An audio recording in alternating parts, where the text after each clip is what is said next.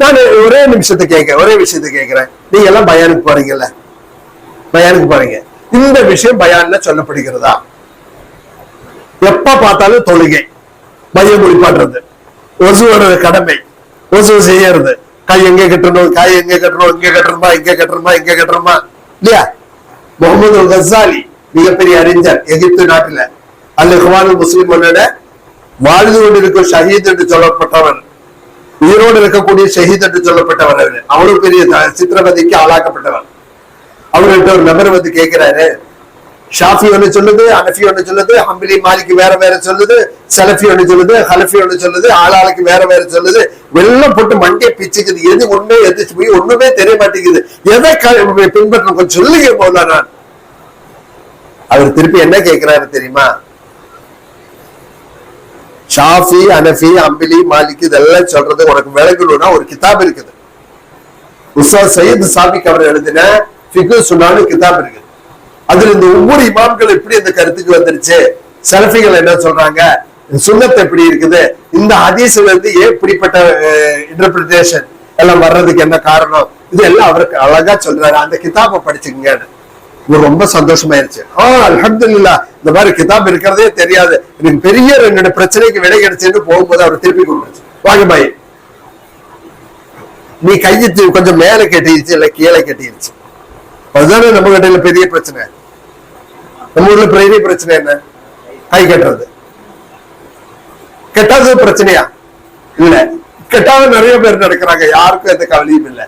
கெட்டுனா எங்க ஊர்ல என்ன ஆபீஸ்ல நாங்க ஒர்க் பண்ணும் போது நான் முஸ்லிம் ஒருத்தர் கேள்வி கேட்கிறாங்க, இந்த சுன்னத் ஜமாத்து, தௌஹீத் ஜமாத்து, எங்க ஊர்ல சுன்னி முஜாஹிதுன்னு சொல்லுவாங்க, இதெல்லாம் என்ன வித்தியாசம்?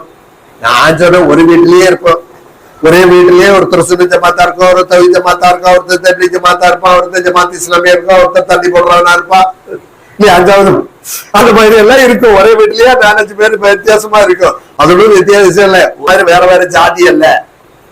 அப்புறம் எதுக்குங்க இவங்க எப்ப பார்த்தாலும் அந்த பக்கத்துக்கு அடிச்சுக்கிட்டு கிடக்குறாங்க? இவன் பிசிடி வச்சுட்டு இவன் சொல்றான், அடுத்த நாளைக்கு அவன் பதில் சொல்றான், இவன் வாதம் பண்றான், அவன் பிரதிவாதம் பண்றான், எதுக்கு தேவை கேட்டா, இல்ல சார் அப்படி என்ன இவங்களுக்கு அடிப்படை வித்தியாசம் என்னன்னு ஒரு நான் முஸ்லிம் கேட்கிறாரு.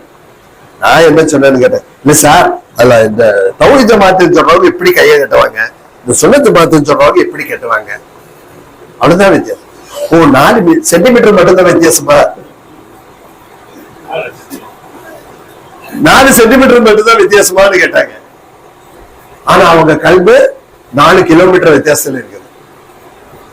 இவர் என்ன கேட்டாரு தெரியுமா? நீ கையை மேல கட்டுற, நீ கீழே கட்டுற, நரகத்துல போவியான்னு கேட்டாரு. அப்ப அந்த நபர் சொன்னிச்சு, இல்ல நரகத்துல போக மாட்டேன். ஆனா அதே நேரத்துல உன்னுடைய குணம், உன்னுடைய பண்பாடு, உன்னுடைய பழக்க வழக்கம், உன்னுடைய பண்பு அது கெட்டு போனால் எப்ப நரகத்துல போயிடுச்சுன்னு கேட்டா போதும் இல்லையா? அப்ப எதுல நீ கவனமா இருக்கணும்? உங்களுடைய அதுலதான் மக்கள் உங்களை அனுபவிக்கிறாங்க. நீங்க இங்க அனுப்பப்பட்டது எதுக்குன்னு சொன்னா, நான் ஏற்கனவே சொன்ன மாதிரி நம்ம அமளி பாதத்தையே செஞ்சுட்டு போறோம்ன்றதில்ல, மற்றவங்களுக்கு உங்களை பார்த்து அவங்க இஸ்லாத்துக்கு வரணும், இஸ்லாம் என்னன்றதை அவங்களுக்கு புரிஞ்சு கொள்ளணும். அப்படி இஸ்லாத்தோட ஒரு நிகராக, ஒரு எடுத்துக்காட்டாக, ஒரு லிவிங் எக்ஸாம்பிளாக நீங்க மாறணும். சகோதரி மருக்கை கூட புரியுற மாதிரி எக்ஸாம்பிள் சொல்றேன். மாமியா வருமானம் பற்றி சொன்னதான் அவங்களுக்கு கொஞ்சம் இட்லி, காலையில இட்லி தயார் பண்றாங்க. அப்ப மாமியா என்ன சொல்லிச்சு, டேய் மாவுல உப்பு போடல, உப்பு போட்டுக்க. மருமகள் கேட்கிறாங்க, ஆமா எங்கம்மா உப்பு வச்சிருக்கேன்? உப்பு அங்க ஜார்ல இருக்குடி, கண்ணாடி ஜார்ல இருக்குது. இவரு பார்த்தா அந்த கண்ணாடி ஜார்ல உப்பு இருக்குது, உப்புன்ற மாதிரி அந்த கிறிஸ்டல், ஒயிட் கலர் கிறிஸ்டலா இருக்குது. அதுல உப்புன்னு மலையாளத்துல, தமிழ்ல எல்லாம் எழுதி வச்சிருக்குது, கீழே ஆங்கிலத்திலேயும் சால்ட்னு எழுதி வச்சிருக்கு. இந்த அம்மா என்னடா கேட்டா, அது 2-3 டீஸ்பூன் எடுத்து, 2-3 டேபிள் ஸ்பூன் எடுத்து போட்டுருச்சு.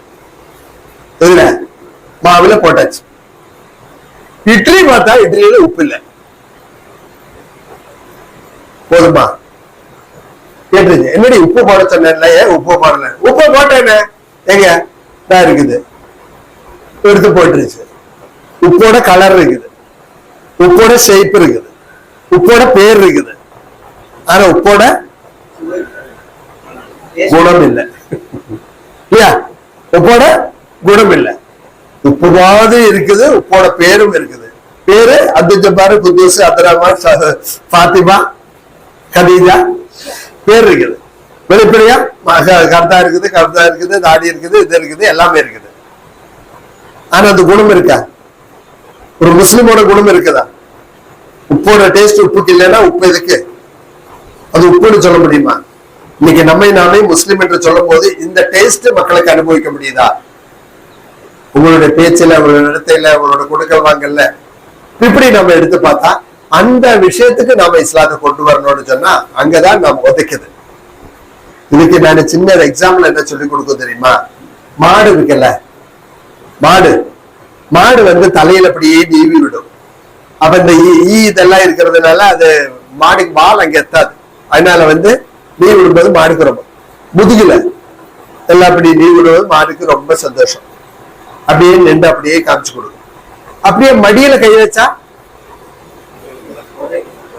உதைக்கும். மாட்டுக்கு தெரியும் இவ்வளவு நேரம் நீ நீவினது எனக்கு, இப்ப நீ கை வச்சது உனக்கு. அது வேண்டாம்.